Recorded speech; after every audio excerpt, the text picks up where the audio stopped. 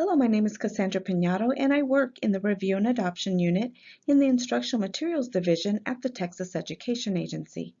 In this training, I will provide you with the information you will need to correctly complete a correlation document. Your correlations will provide information regarding the specific location in your instructional materials where you believe the TEKS and ALPS are covered.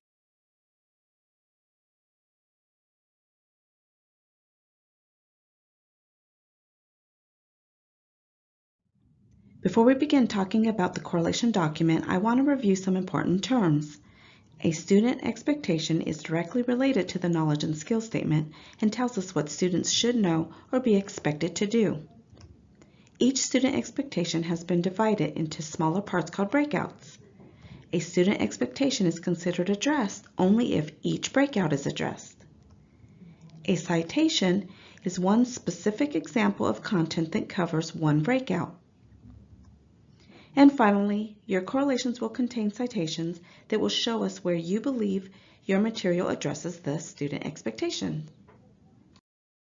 Now let's talk about some of the rules of the game. The correlation document is an Excel template that was created by TEA from the breakout documents. You will use these templates to indicate where you believe the TEKS and ALPS are covered in your instructional materials. It is very important that you only use the Excel template that we provide. Please do not copy and paste the Excel workbook into another Excel workbook or convert it to other formats such as Google Sheets. We use the correlation document that you provide to create the evaluation instrument, which contains many formulas and will be used by the state review panels. We have found that copying and pasting the workbook into another workbook and/or converting the document to other formats causes issues with the evaluation instrument and could interfere with or delay the review of your product. You must provide correlations for every product and grade level or course. An exception to this rule would be for identical products. For example, if you will be submitting a product for English 1 in two different formats, one for a print version and one for an online version, with identical content and citations, you will provide one correlation. I will show an example of this later in the presentation. Please know that the correlations you submit will be subject to Public Information Act. It is crucial that you supply carefully constructed and accurate correlations. You will only be able to provide a limited number of citations for each breakout. For that reason, it is very important that you choose the best, most closely aligned content for your citations. Be very specific when describing the location of your citations. For example, for the description of the specific location, you might say top of the page, second paragraph, or under the practice section. I will show an example of this later. For digital products, you must hyperlink to the exact location of the citation in your product. Be sure to test the hyperlinks you enter on the correlation document. You want the reviewers to be able to easily navigate to the content in your material that is referenced in your citations. You will have an opportunity to provide up to 5 citations from material intended for students and up to 5 citations from materials intended for teachers for each breakout. However, because a teacher can use the materials intended for the students along with the materials intended for the teacher, the citations you provide from the student materials will also satisfy the requirement to address the student expectations in the teacher materials. You are not required to provide separate citations from the teacher materials. At a minimum, you must provide at least 2 citations from the materials intended for the students, 1 narrative citation and 1 activity citation for every breakout. Let's discuss the difference between a narrative and an activity citation. If the citation provides an opportunity for the teacher to teach or the student to learn, it is considered a citation for the student text narrative. If it provides an opportunity for the student to demonstrate the knowledge or practice the skill, it is considered an activity. Now let's look at the correlation template. Each template has 2 worksheets. I refer to them as tabs. One for the TEKS correlations and one for the ALPS correlations. When you look at the TEKS tab, you'll see that the information at the top of the template, rows 1 through 4, are pre-populated. You will enter all of your information in rows 5 through 10. Starting with the publisher's name, program title, and program ISBN. It is very important that you do not include any dashes in the ISBN. As I mentioned earlier in the presentation, if you are submitting a product with identical content in a different format, for example, a print and a digital product, you will enter the program title and ISBN for the identical content product here in rows 8 and 9. After you have entered all of your citations, you will provide a TEKS coverage percentage in this cell.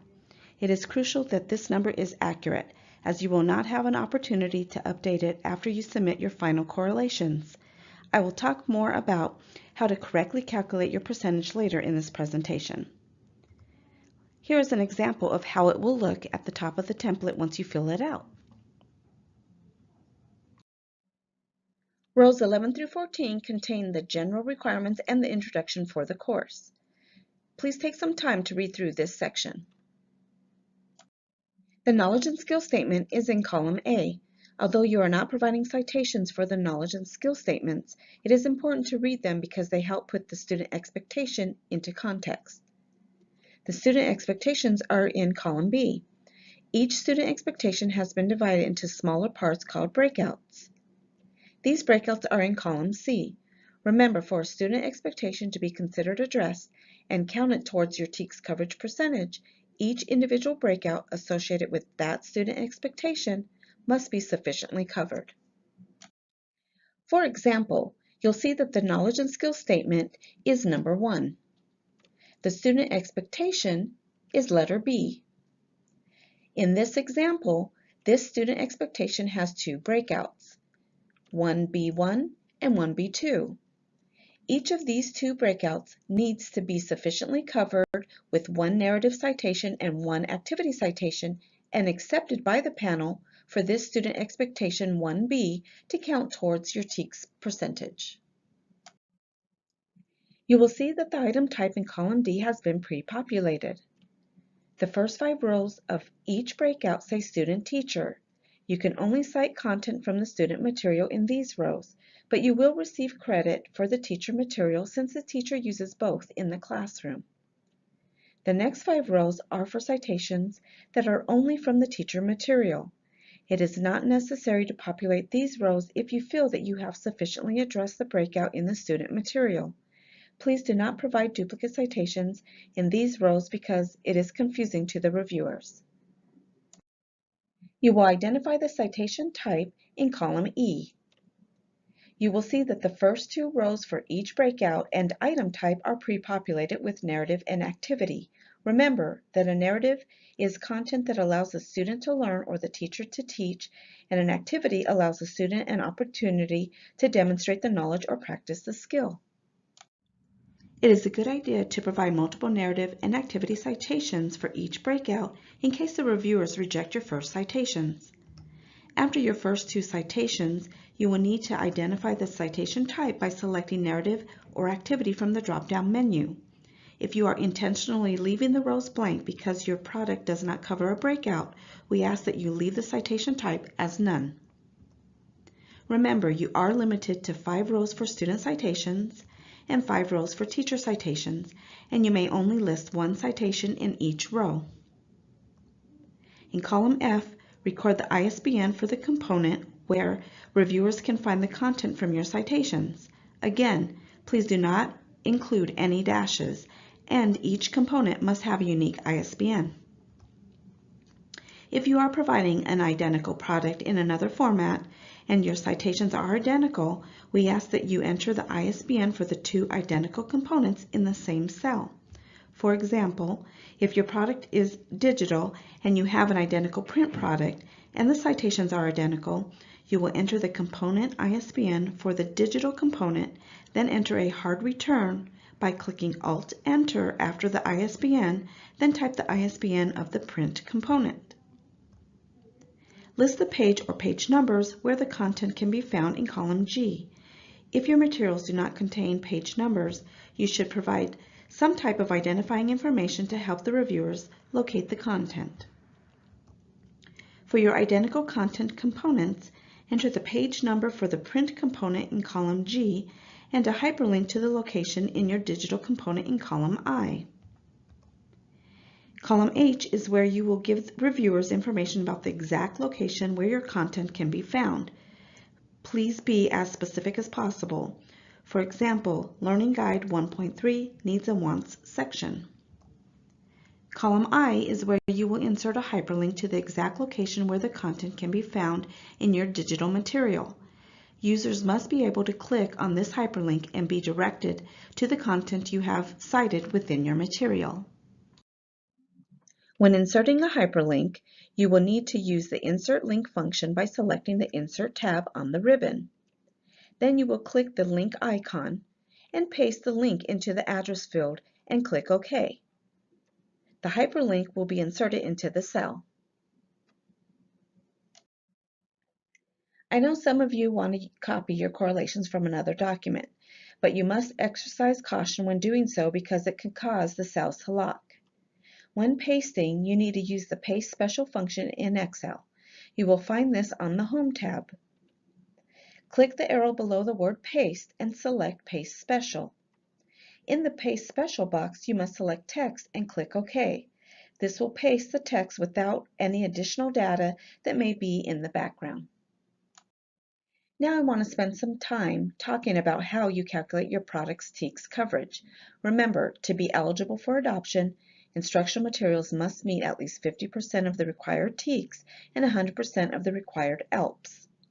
You will begin by identifying the number of SEs in the course and the number of SEs for which you have provided the required citations. You will divide the number of SEs you believe your product addresses by the total number of SEs for that course, and that will give you your TEKS coverage percentage. For example, English 1 has a total of 62 SEs. You provide a narrative and activity citation for each of the breakouts associated with 50 SEs. You'll take the 50 divided by the 62 and you'll receive an 80.65% for your TEKS coverage percentage. Now, warning, there are times in which reviewers will reject some of your citations. To be eligible to provide new citations or new content during the review, your product must meet at least 75% of the percentage you indicate on your correlations. For this reason, it is very important that you carefully calculate your TEKS coverage percentage. You will notice that the ELPS worksheet looks similar to the TEKS worksheet. The information you entered on the top of the TEKS worksheet is automatically populated here. You will complete the ELPS worksheet just as you did the TEKS worksheet with a couple of exceptions. The ELPs are considered addressed if each breakout is addressed once in the component intended for the student use and once in the component intended for the teacher use. There is no need to provide different citations for narratives and activities like you did on the TEKS worksheet. You will receive credit for meeting the breakout if one citation is accepted for that breakout. You will have an opportunity to provide up to 4 citations for material intended for students and up to 4 citations for material intended for teachers for each breakout. Again, because a teacher can use the materials intended for the students along with the materials intended for the teacher, the citations you provide from the student material will also satisfy the requirements to address the student expectations in the teacher material.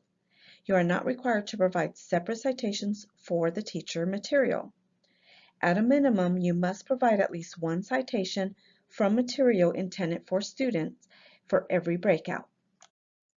If a breakout is grayed out, you do not need to provide a citation for that breakout.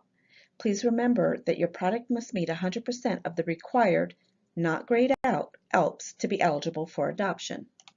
We understand that this is a complex process and want to provide you with strong support as you work through your correlations. One of the ways we will do this is by asking for a preliminary correlation so we can have a sneak peek of your correlations. You will only need to complete a couple of pages of your correlation document. Make sure you have a good representation of the different types of citations you intend to provide. We will review your work and provide you with feedback about how you can improve them.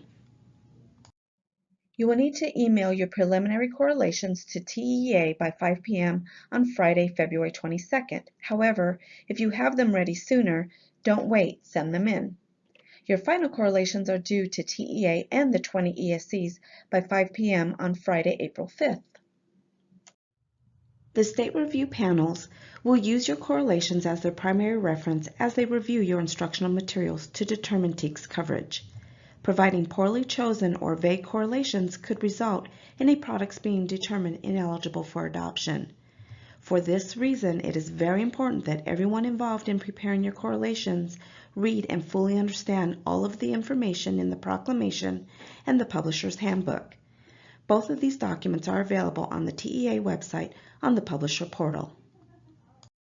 Again, this is a very complex process. We ask that you visit the Publisher portal for more information. If you have questions or need assistance, please contact your publisher liaison or send questions to review.adoption@tea.texas.gov.